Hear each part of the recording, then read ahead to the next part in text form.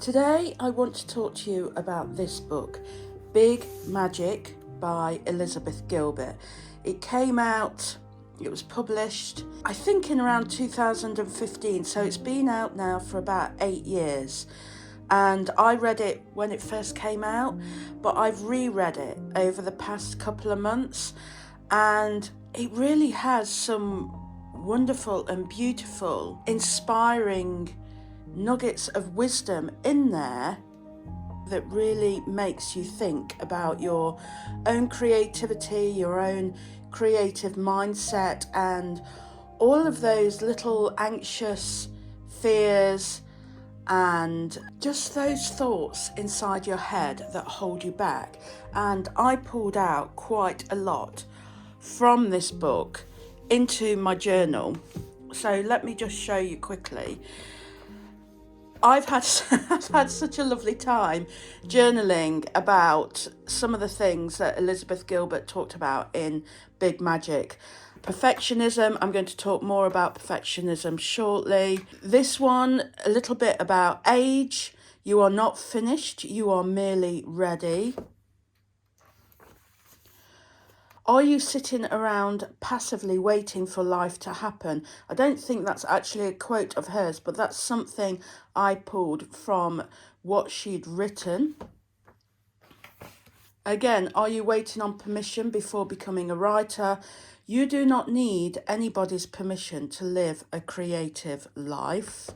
And then, I don't know what I think until I write about it. And that's a quote by Joan Didion, who is quoted by Elizabeth Gilbert in Big Magic, and follow your curiosity. And then I've got some smaller quotes here. All the good ideas feel daunting at first, and you can measure your worth by your dedication to your path, not by your successes or failures. So yes, there has been a lot of food for thought in Big Magic, and I thought what I would do, I'm going to write about this more on my Substack.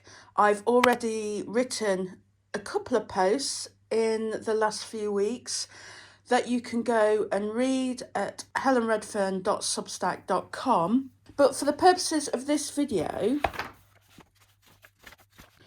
I'm going to pull out one thing from each main section of the book. So she's got courage, enchantment, permission, persistence, trust, and then there's also divinity, but that's only a few pages long, so I'm not pulling out anything from that particular section.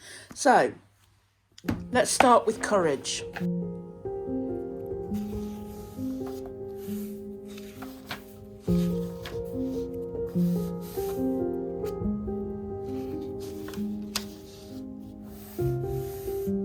The universe buries strange jewels deep within us all, and then stands back to see if we can find them. The hunt to uncover those jewels, that's creative living. The courage to go on that hunt in the first place, that's what separates a mundane existence from a more enchanted one. The often surprising results of that hunt, that's what I call Big Magic. In recent years, I've started to ignore the end result of a creative project, the finished result, the finished book. For me, it's mainly about books, isn't it? I have started to ignore that end result. I'm still working towards it, but it's not something that is looming high in my mind. Instead, I've focused on the journey. That's why I break my projects down into smaller, more manageable tasks. And that's why I have my aesthetically pleasing desk and my little rituals that I do every time I get to my desk. It's all about the enjoyment of the entire journey, not just I'll be happy once I'm published, once I have a book deal. This is also, incidentally, why I have my Substack and my YouTube projects, things I can work on weekly and build up over a period of time. both of those platforms are encouraging me to live a creative life. They're encouraging me to write something weekly on my Substack. They're encouraging me to create videos twice weekly on my YouTube. And you just never know, because of this forced regular writing and creating, you never know when you're going to find a jewel. And that's how I found what I wanted to write about in my book in the first place, because of a regular blogging practice, because I wrote essays monthly on my Patreon. And one day I thought I discovered a jewel. So I started to explore it that little bit more within a book. If, as Elizabeth Gilbert says, creative living is an act of courage, and if it's a hunt, then we really need to be able to enjoy the process. Otherwise, we'll be spending our creative lives miserably and with much suffering. And I really don't want to do that. And that is why I have my desk as I have it. That is why I have my office as I have it. And that is why I write on Substack and create YouTube videos. All of that enables me to enjoy the entire process and to hunt for those jewels that are deep within us all.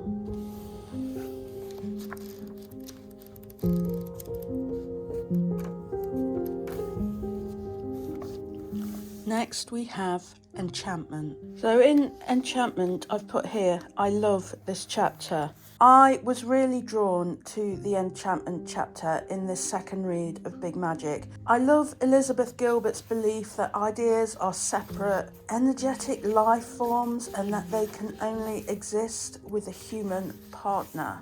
And if that human is not receptive to the idea, if that human is too busy, too stressed, too anxious, too fearful of their creative work, then they'll move on to somebody else. And this is why it's important to quell your creative anxieties, your fears and your insecurities in your head, because if your head is full of all that drama, how are you going to spot a good idea when it comes knocking on your door? And this is why I use a writing journal so much, and I encourage everyone to use a writing journal, not just to write down ideas, but to write down all the creative angst that you have in your head, to empty your head of all that stuff and allow ideas and your creativity to work together without the noise. And then when an idea does come knocking,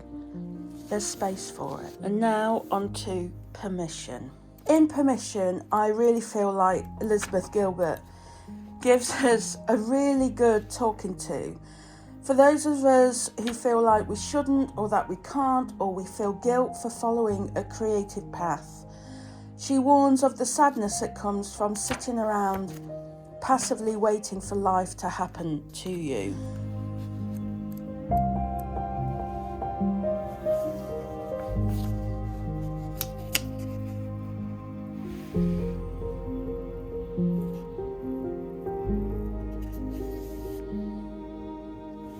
But the biggest lesson I gained from this chapter, and one I got when I first read it soon after it was published, was you are not required to save the world with your creativity.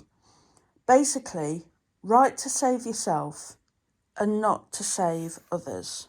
Indeed, when I first started writing, I had a very small baby and I had the loneliness of being a new mother in a new area. And this is exactly why I started writing, to save myself. And it worked.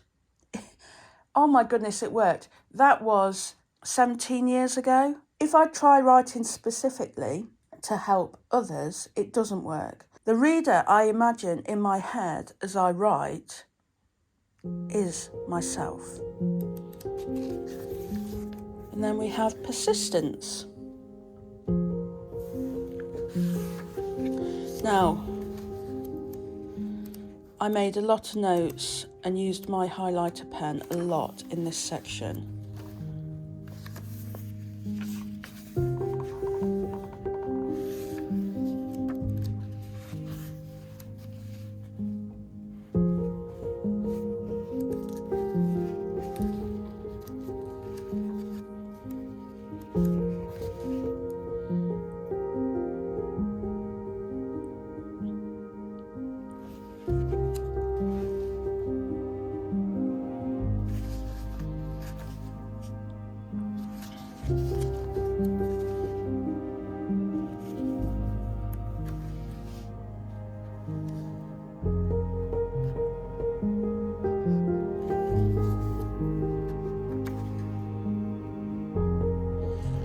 Her bit on perfectionism was really, really on point. I've pretty much highlighted the entire page. Elizabeth Gilbert believes perfectionism is fear in disguise, and I completely agree. I know this is why I haven't finished my novels. I believe they had to be brilliant, otherwise why bother? As though I only had one shot. It really didn't occur to me to get them finished imperfectly, put them out there, collect the rejection slips, and then move on to the next thing, all the better for the experience. It just didn't occur to me to do that. I just felt it had to be perfect.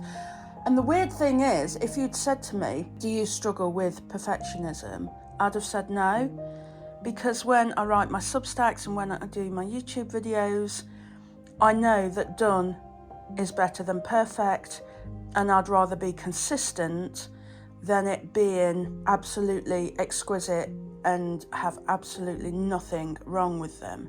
I know with my YouTube videos, the more I do them, the better I get. I also know the more I write on Substack, the more I identify my writing voice, the more confidence I gain, the more practiced I am, all those different things. But when it comes to my book, I become a slightly different person.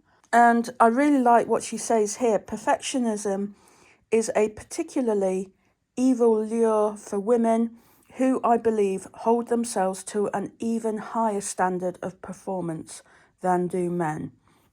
And I know my husband gets frustrated with me because he doesn't understand why I don't just do things. If I only know, when I used to apply for jobs, but if I only knew 60% of the job that I was applying for and not the 100%, I wouldn't bother applying for it. Whereas men do.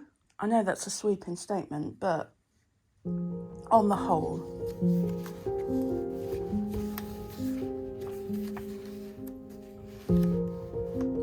And then we have trust. And I've put here, I didn't get as much from the trust section as I don't believe you have to suffer to write. And a lot of the theme coming from this chapter was around changing people's belief that you have to suffer in order to write. I'm actually in my happy place when I sit at my desk. And again, it all comes back to how I've decorated my desk, how I have my little rituals, my little routines. I've surrounded myself with books and notebooks and bright, saturated colours. I have my little lamp, my lighthouse lamp. I have my fairy lights on behind me. I've done all of that so that writing is joy.